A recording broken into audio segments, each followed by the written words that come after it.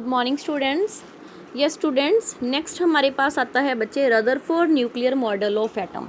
हमने क्या देखा था कि जो थॉमसन का मॉडल था उसने कुछ भी एक्सपेरिमेंटली प्रूफ नहीं किया था, तो दैट्स वाई वो वाला मॉडल क्या हो गया था, फेल। तो फिर एक नया साइंटिस्ट आया रदरफोर्ड, उसने एक्सपेरिमेंट किया। उसने क्या किया, पहले आप डायग्राम को समझो प्रॉपरली। एक लेड का बॉक्स लिया, ठीक है, लेड का बॉक्स, उसमें उसके अंदर क्या रखा, source of alpha particles. Source of alpha particles means यहाँ पे उसने सोर्स ऑफ अल्फ़ा पार्टिकल्स क्या रखेगा, उसने कोई भी रेडियो एक्टिव एलिमेंट रख दिया। ठीक है, रेडियो एक्टिव एलिमेंट्स क्या होते हैं, जो रेडिएशंस छोड़ते हैं। कौन सी रेडिएशंस उसने वहाँ से मतलब लीव की, अल्फ़ा रेडिएशंस। क्लियर, यहाँ पे एक रेडियो एक्टिव एलिमेंट रखा जो अपने आप रेडिएशन छोड़ते होते हैं, और कौन सी रेडिएशन वहाँ से एग्जिट करवाई उसने, अल्फ़ा रेडिएशन। अब इसको इसने लेड की, आगे जाके आप देखोगे ये लेड, यहाँ पे लेड के बॉक्स में क्यों रखा है, ताकि रेडिएशन तो सभी डायरेक्शंस में जाएंगी। अब सभी डायरेक्शन में जाएंगी तो एक्सपेरिमेंट तो वो कैसे कर पाएगा, नहीं ना कर पाएगा। तो सभी जगह रास्ता बंद कर दिया, सिर्फ एक साइड ओपन कर दी ताकि सीधी रेडिएशन जा सके। फिर उसको यहाँ पे स्लिट, मतलब लेड की प्लेट या स्लिट में से पास करवाया ताकि सीधी रेडिएशन जा सके। जब ये सीधी रेडिएशन जाएगी बेटा, तो किसके साथ टकराती है सीधी रेडिएशन, ये यहाँ पे है बच्चे, गोल्ड की फॉइल। मतलब ये तो हमें पता ही है, हमने क्या देख लिया था कि जो इलेक्ट्रॉन्स होते हैं, जो एटम्स होते हैं, वो हर एक चीज़ के अंदर होते हैं। ठीक है, तो गोल्ड की जो फॉइल है उसके अंदर भी तो एटम्स होएंगे ही, इसलिए उसने यहाँ पे एक गोल्ड की पतली सी फॉइल रख ली है ताकि एटम्स का ही एक्सपेरिमेंट हो, एटम्स के साथ ही कैसे टकराएंगे, जो अल्फ़ा रेज जाएंगी तो पता चल जाए। अब उसके बाहर उसने एक ये जो सर्कल डाला, ये क्या रख ली बच्चे, एक फोटोग्राफिक प्लेट। फोटोग्राफिक प्लेट क्यों रखी, उस जिंक सल्फाइड से मतलब कोड की हुई थी ये, ताकि उसको पता चल जाए कि जब radiations, alpha radiations gold plate में से टकरा के जा रही हैं तो होता क्या है, बाद में होएगा क्या। तो उसने क्या देखा, मैं आपको बताती हूँ सारा, एक बार समझ लो कि मोस्ट ऑफ जो रेडिएशन थी बिल्कुल सीधे चली आ रही हैं, कुछ भी चेंज नहीं, बिल्कुल सीधे जा रही हैं। क्लियर, थोड़ी सी रेडिएशन क्या होती हैं, थोड़ा सा टेढ़ा हो जाती हैं। वेरी फ्यू, बहुत ही कम, एक दो रेडिएशंस क्या होती हैं, जैसे वापिस आते हैं, बिल्कुल वापिस वाली डायरेक्शंस में ही हो गई। क्लियर, तो अब हम उस वाले मॉडल को ध्यान से देखते हैं कि क्या देखा, कि यही बताया बेटा उसने सारा, कि रदरफोर्ड ने क्या किया, बम्बार्ड करवाया थिन गोल्ड फॉइल को, किसके साथ बम्बार्ड, मतलब टकराया, किसके साथ बम्बार्ड कराया, किसके साथ टकराया बेटा, अल्फ़ा रेस के साथ। अल्फ़ा स्कैटरिंग एक्सपेरिमेंट इसका नाम है, क्या नेम है, अल्फ़ा स्कैटरिंग एक्सपेरिमेंट। ठीक है, तो ये उसने, अब ये तो गोल्ड की फाइल में से क्लियर नहीं होता था, तो यहाँ पे इसने ये छोटे छोटे अलग से भी शो कर दिया कि ये सारे जो हैं ये क्या हैं बेटा, हमारे एटम्स हैं। ठीक है, गोल्ड की फॉइल के अंदर ये जो एटम्स पड़े हुए हैं, सारे एटम्स पड़े हैं। ये जो जा रही हैं बेटा अल्फ़ा रेज जा रही हैं, तो क्या देखा, बहुत सारी रेज क्या आ रही हैं, बिल्कुल देखो सीधे आ रही हैं। ठीक है, थोड़ी सी ये देखो टेढ़ा एरोज आ रहा है, तो थोड़ी सी रेज क्या आ गई है, डिफ्लेक्टेड। और ये जो बिल्कुल वापिस ही आ रही हैं, ये क्या आ गई, डिफ्लेक्टेड। ये तो बिल्कुल वापिस जो आ रही हैं वो वाली डिफ्लेक्टेड रेज शो हो गई। ये थोड़ी सी एंगल से जो डिफ्लेक्ट हुई थी वो वाली रेज शो होगी।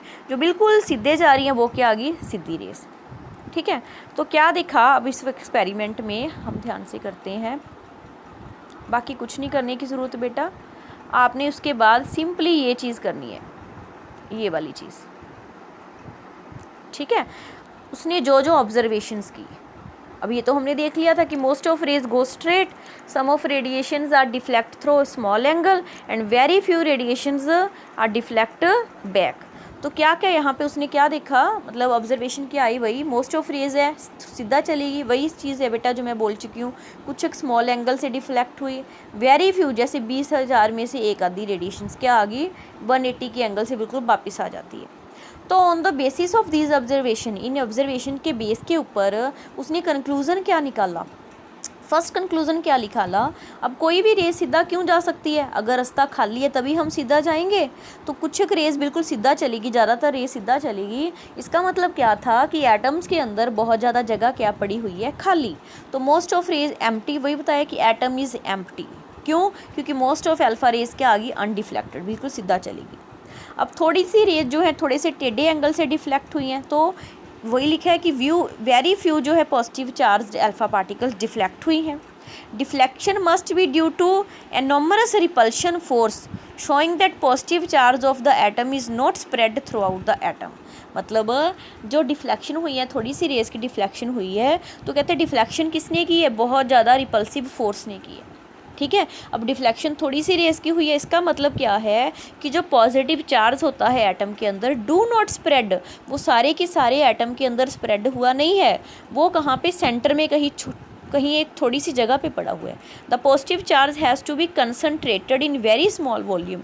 तो इसका मतलब क्या है कि जो पॉजिटिव चार्ज है वो छोटे से वॉल्यूम में कहीं पे कंसनट्रेट हुआ है, मतलब छोटे से वॉल्यूम में सारा का सारा पॉजिटिव चार्ज पड़ा हुआ है। मतलब पॉजिटिव चार्ज जैसे थॉमसन ने बोला था कि सारे एटम में फैला हुआ है, वो फैला हुआ नहीं है। क्यों नहीं फैला हुआ? क्योंकि सारी रेस डिफ्लेक्ट नहीं हुई हैं। अब यहाँ से कैसे पता चला कि पॉजिटिव चार्ज ही है? क्यों बेटा? क्योंकि अल्फ़ा रेस के ऊपर कौन सा चार्ज होता है? पॉजिटिव। अब आपको पता है कि पॉजिटिव को क्या करता है? डिफ्लेक्ट। तो अगर वो डिफ्लेक्ट हुए, मतलब वही रिफ्लेक्ट कर, मतलब भेजता है, दूर भेजता है, तो पॉजिटिव को दूर भेजेगा। अब रेज डिफ्लेक्ट हुई है तो इसका मतलब क्या हो गया कि जो चीज़ है एटम के अंदर वो क्या है? पॉजिटिव चार्ज है। ठीक है, क्लियर बेटा? वही है कि इन पॉजिटिव चार्ज ने रिपेल किया अल्फ़ा रेस को और डिफ्लेक्ट कर दिया। किसको डिफ्लेक्ट किया? अल्फ़ा पार्टिकल्स को। फिर कंक्लूज़न थर्ड क्या निकाला यहाँ पे इसने? चलो जी, थर्ड कंक्लूजन यहाँ पे क्या आया? Rutherford that volume occupied by the nucleus. अच्छा, एक चीज़ और बेटा, न्यूक्लियस की डिस्कवरी किसने की थी बेटा? न्यूक्लियस की डिस्कवरी की है रदरफोर्ड ने। तो क्या डिस्कवरी की है यहाँ पे? देखो कि न्यूक्लियस पॉजिटिव चार्ज सारा वो किसके अंदर होता है? न्यूक्लियस के अंदर। तो न्यूक्लियस जो है वो बहुत थोड़े से वॉल्यूम में होता है, negligibly small as compare to the total volume of atom. मतलब जो न्यूक्लियस का वॉल्यूम होता है वो एटम के वॉल्यूम के सामने तो नेग्लिजिबल ही है, नामात्र ही है। इतना छोटा वॉल्यूम होता है न्यूक्लियस का। रेडियस ऑफ एटम कितना होता है? कहते हैं 10⁻⁻10 मीटर। एटम का रेडियस कितना है? 10⁻10 मीटर। बट जो न्यूक्लियस का रेडियस वो कितना है? 10⁻15 मीटर। वो तो 10 है और ये माइनस में जा रहा है, मतलब उससे भी कम कितना आ गया? 15 आ गया। तो यहाँ से हमें पता बस कुछ नहीं आगे करना, यहाँ से हमें पता चलता है कि जो एटम का साइज़ है उससे जो न्यूक्लियस का साइज़ है वो तो क्या है? बहुत ही ज़्यादा छोटा होता है। क्लियर बेटा? अच्छा, इसका आप ये है सारा जो शीट हमने की थी ये वाली, ठीक है, जो क्या किया था हमने? रदरफोर्ड मॉडल वाली शीट की थी, ये सारी वो वाली शीट है। अब हम क्या कर रहे हैं बेटा? नेक्स्ट शीट जो हमारे पास आ रही है ये नेक्स्ट है, जो नेक्स्ट स्लाइड हम करेंगे। ठीक है, नेक्स्ट में हमारे पास फिर उसने क्या निकाला यहाँ पे? ये आगे वाला बेटा आप लोगों ने, अच्छा जी, ये आप लोगों ने कुछ नहीं करना, सारा फिर यहाँ से आ जाओ। अकॉर्डिंग टू दिस मॉडल ने क्या क्या बोला फिर? Positive charge and most of the mass of atom are densely concentrated in extremely small region. कि जो पॉजिटिव चार्ज होता है वो एक छोटे से रीजन में कंसनट्रेटेड होता है, और वेरी स्मॉल जो एटम का पोर्शन है उसको हम क्या बोल देते हैं? न्यूक्लियस। ठीक है, कि सारा का सारा पॉजिटिव चार्ज एक छोटे से रीजन में है, उसको क्या बोल दिया? Nucleus. The nucleus is surrounded by electron move around the nucleus with very high speed in a circular path called orbit. बेटा नहीं, ऑर्बिट किसकी डिस्कवरी नहीं की थी? मेन यहाँ पे बस यही आएगा, इसने यही बताया था कि जो न्यूक्लियस है वो सराउंडेड बाय इलेक्ट्रॉन इसको सराउंड किया है, विच revolve around the nucleus in a very high speed in a circular path. बस ये ऑर्बिट रहने दो। Clear? Rutherford model of atom resemble the solar system. हाँ जी, ये रदरफोर्ड मॉडल का जो मॉडल है वो सोलर सिस्टम से रिजेंबल करता है। इन विच जो न्यूक्लियस है, न्यूक्लियस किसका रोल प्ले करते हैं? सन का। और जो इलेक्ट्रॉन है वो किसका रोल प्ले करते हैं? प्लैनेट्स का। जैसे सोलर सिस्टम में सन के चारों तरफ प्लैनेट घूमते हैं, वैसे ही न्यूक्लियस के चारों तरफ क्या घूम रहे हैं? Electron. Electron and nucleus are held together. अब ये तो पॉजिटिव चार्ज होता है न्यूक्लियस के ऊपर, इलेक्ट्रॉन के ऊपर होता है नेगेटिव चार्ज। कहते हैं पॉजिटिव और नेगेटिव जो न्यूक्लियस और इलेक्ट्रॉन है वो कैसे हेल्ड टुगेदर, कैसे इकट्ठे पड़े हुए हैं? आयनिक बॉन्ड आपने किया था भाई, by the electrostatic force of interaction. कौन सी फोर्स ऑफ इंट्रैक्शन के कारण बच्चे ये इकट्ठे पड़े हुए हैं? Electrostatic force of interaction. ठीक है बच्चे, तो ये था रदरफोर्ड का मॉडल जो हमने किया है।